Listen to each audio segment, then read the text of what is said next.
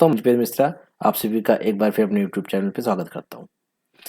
आज हम total productive maintenance के पहले पिलर ऑटोनोमस या जीसू विजन के आखिरी सेगमेंट की तरफ चल दिए हैं और आज हम देखेंगे क्लिट के बारे में। क्लिट होता क्या है, कैसे वर्क करता है, इनके बारे में बात करेंगे। इसके बाद हमारा ऑटोनोमस का पिलर समाप्त हो जाएगा। तो चलिए देखते हैं क्लिट होती क्या है।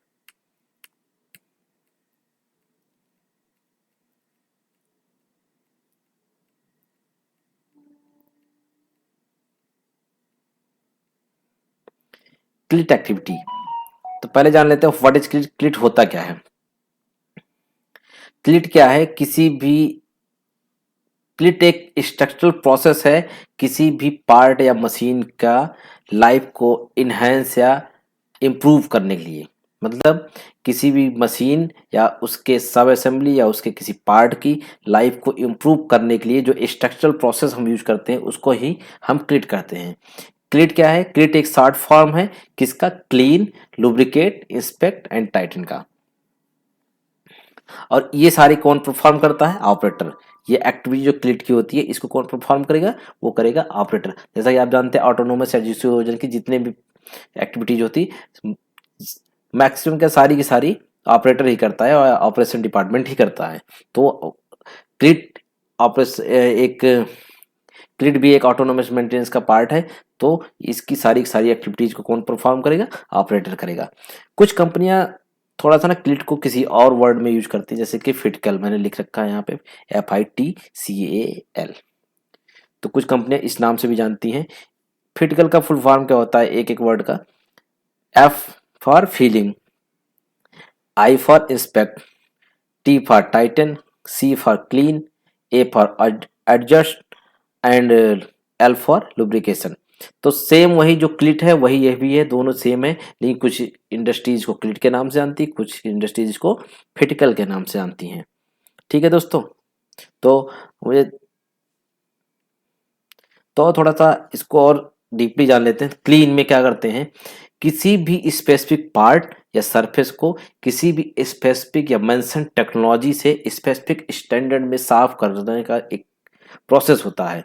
मतलब कि किसी स्पेसिफिक पार्ट या सरफेस को हम साफ करें, ऐसा नहीं है कि हम साफ करने किसी को भी एक स्पेसिफिक पार्ट या सरफेस को साफ करेंगे। और कैसे साफ करें, किसी मेंशन टेक्नोलॉजी या किसी स्पेसिफिक टेक्निक से। क्योंकि साफ करने का मतलब ये नहीं कि आप साफ कर दे, क्लीन कर दिया सिर्फ होने से, नाम के लिए साफ कर दे। उसको किस टेक्निक से साफ करना है। कुछ चीजें होती हैं, कुछ इक्विपमेंट की यूज करना पड़ता है तो उससे साफ करते हैं, कुछ को हमने कपड़े से या कॉटन से साफ कर दिया, जो भी कर दिया। और कब तक किस हिसाब से करना है, एक स्टैंडर्ड, किसी भी साफ करने के जो टेक्निक है उसका कोई स्टैंडर्ड होगा कि कितना साफ होना चाहिए, किस हिसाब से साफ होना चाहिए, उसको उस हिसाब से हम साफ करेंगे, उसके स्पेसिफिक स्टैंडर्ड के हिसाब से। दूसरा पॉइंट क्या है, लुब्रिकेट। लुब्रिकेट, जो भी रोटेटिंग या स्लाइडिंग पार्ट होता है उनके बीच में क्या होता है, फ्रिक्शन क्रिएट होती है। जब फ्रिक्शन क्रिएट होता है तो उनमें हीट जनरेट होगी, और जब हीट जनरेट होगी तो उनका जो कांटेक्ट होगा जिस दो पार्ट का या दो, तो उनके जो मटेरियल होते हैं उनमें डिफॉर्मेशन आती है, वो उनमें डिप्रेसिएशन आता है। तो उस चीज, उसी फ्रिक्शन या उस डिप्रेसिएशन या डिफॉर्मेशन को हम रिड्यूस करने के लिए क्या करते हैं, रोटेटिंग या स्लाइडिंग पार्ट में लुब्रिकेशन करते हैं। जैसे कि बेयरिंग हो गई, शाफ्ट हो गई, या मशीन की स्लाइड हो गई, इनको क्या करते हैं, हम लुब्रिकेट करते हैं। लेकिन फिर इसमें भी एक चीज देखना है, ये कैसे करना है, या तो हमें पता होना, इसका एक शेड्यूलिंग भी कर सकते हो आप। शेड्यूलिंग कैसे करोगे, या पास्ट एक्सपीरियंस के हिसाब से कि पहले कैसे था, 2 दिन में लुब्रिकेशन किया तो क्या रिजल्ट आया था, तो उसको इम्प्रूव करके 1 दिन कर दिया या कि 1 वीक कर दिया, जो भी करना हो उस हिसाब से। तो या तो पास्ट एक्सपीरियंस के हिसाब से देखें, या हमारी जो मशीन रहेगी उसका कोई कैटलॉग या मैनुअल मिला रहेगा, उसके उसमें क्या मेंशन किया हुआ, किस पार्ट को किस हिसाब से लुब्रिकेट करना है, तो उस हिसाब से हम उसकी शेड्यूलिंग कर सकते हैं। तो इसमें वो ही करना है कि हमें आइडेंटिफाई करना है स्पेसिफाइड पार्ट किसमें लुब्रिकेशन करना है। लुब्रिकेशन करना है तो स्पेसिफिक लुब्रिकेंट का भी यूज होगा। तो वो कौन सा लुब्रिकेंट यूज होगा, ऑयल यूज होगा, ग्रीस यूज होगा। अगर ऑयल या ग्रीस यूज होगा तो कौन से ग्रेड का होगा, किस ग्रेड का होगा, कितनी क्वांटिटी में होगा, उसका क्या स्टैंडर्ड है, किस हिसाब से उसको लुब्रिकेट करना है, हर तरीके की जो हमारी इसमें इंफॉर्मेशन होनी चाहिए उसके हिसाब से आप उसको लुब्रिकेट करोगे और तभी आपको अच्छा रिजल्ट आएगा। तो ये होगा दूसरा पार्ट ऐसे क्लीट का, लुब्रिकेट। तीसरा क्या होता है, इंस्पेक्ट। किसी भी चीज को जब आप जांचते हो, परखते हो, तो उसको ही हम कहते हैं इंस्पेक्शन या इंस्पेक्ट करते हैं। तो जैसे किसी मशीन पे आप जाओगे तो उसमें क्या इंस्पेक्ट करोगे, कहीं कोई क्रैक तो नहीं है, कोई लीकेज तो नहीं हो रहा है, कहीं से abnormal नॉइज तो नहीं आ रही, कहीं से कोई प्रेशर कम ज़्यादा तो नहीं है, या कहीं पे कोई abnormal टेम्परेचर तो नहीं है, कहीं वाइब्रेशन तो नहीं है। ये सब चीज़ों को क्या करेंगे, हम चेक करेंगे। इसके लिए आप हो सकता है कोई टेक्निक यूज करें, हो सकता है कोई इंस्ट्रूमेंट यूज करें, या कुछ भी यूज करके आप इस चीज को चेक कर सकते हो। इसमें भी वही चीज लगेगी कि कुछ भी चेक करने का आप कैसे पता पाओगे, आप कैसे पता लगा पाओगे कि वाइज नॉइज कितनी हो रही है। तो आपको पता होना चाहिए कितनी नॉइज तक मशीन के नॉर्मल है और कितने के बाद अब नॉर्मल है। टेम्परेचर का भी यही होगा कि कितना टेम्परेचर अब नॉर्मल है, कितना normal। तो एक स्टैंडर्ड होगा, स्पेसिफाइड स्टैंडर्ड होगा हर चीज का कि कैसे इंस्पेक्ट करना किस चीज को और क्या उसकी वैल्यू होनी चाहिए, किसके किसके बीच में, इतना रहेगा सही है, इतना रहेगा तो ज्यादा रहेगा, हो जाएगा, ये गड़बड़ है। तो ये सब चीजें हमें ध्यान रखते हुए क्या करना होगा, इंस्पेक्ट करना होगा मशीन को।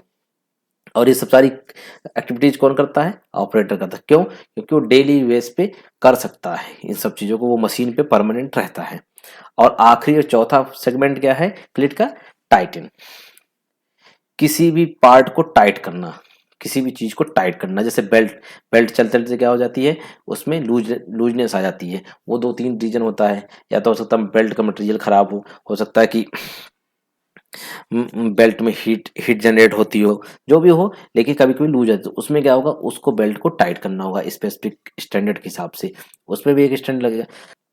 ऐसे ही आपके नट बोल्ट लगे होते हैं, कोई फिटिंग्स लगी हुई है, कोई वायर लगा है, अर्थिंग वायर है, लाइव वायर है, जो जो भी वायर है, जो जिस तरीके का भी वायर वायर हो गए, प्लग्स लगे होते हैं, डाइज लगी हो कहीं पे, हुक लगा है, कोई लॉक्स हैं। कभी कभी होता है ना, कोई कोई हुक लूज है, कोई लॉक खुला रह गया, उसकी वजह से बड़ा बड़ा बड़े से एक्सीडेंट, बड़ा एक्सीडेंट हो जाता है, किसी की डेथ भी हो सकती है, कुछ भी हो सकता है, या बड़ा ब्रेकडाउन क्रिएट हो सकता है, जिससे कि कई दिनों तक हमारी मशीन डाउन रहे। तो ये सब चीज़ें होती हैं जो कि हम टाइट करते हैं उसको चेक करके। इसमें भी वही रहता है कि आपको जो चीज़ करना है उसकी आपको पता होनी चाहिए, बेल्ट कितनी टाइट होनी चाहिए, एक स्टैंडर्ड होगा कितने स्टैंडर्ड तक बेल्ट टाइट करनी है। ऐसे आपको बोल्ट एंड नट को टाइट करना तो आपको पता होना चाहिए कि कितने टॉर्क तक हमें टाइट करना है किस बोल्ट, और आपको ये भी पता होना चाहिए किस चीज़ से करना है, किस टेक्निक के हिसाब से करना है। तो हर जो क्लिड के चारों फ्रीज करोगे, clean, lubricate, inspect and tight, हर चीज में आपको एक स्पेसिफिक टेक्निक यूज करनी है, एक स्पेसिफिक स्टैंडर्ड यूज करना है, हर एक काम को करने का, हर एक टास्क को करने के लिए। ठीक है, तो ये रहा हमारा क्लिट। और आपको बता दें कि इसके साथ ही हमारा जो टीपीएम का फर्स्ट पिलर ऑटोनोमस या जीसू वर्जन है वो समाप्त होता है। इसके नेक्स्ट वीडियो में हम आपको बताएंगे कि आप जीसू वर्जन या ऑटोनोमस मेंटेनेंस को अपने ऑर्गेनाइजेशन में, अपने इंडस्ट्री में कैसे इम्प्लीमेंट करोगे। अभी तक तो हमने आपको थ्योरी बताई, आगे हम बताएंगे कैसे आप इसको इम्प्लीमेंट करोगे।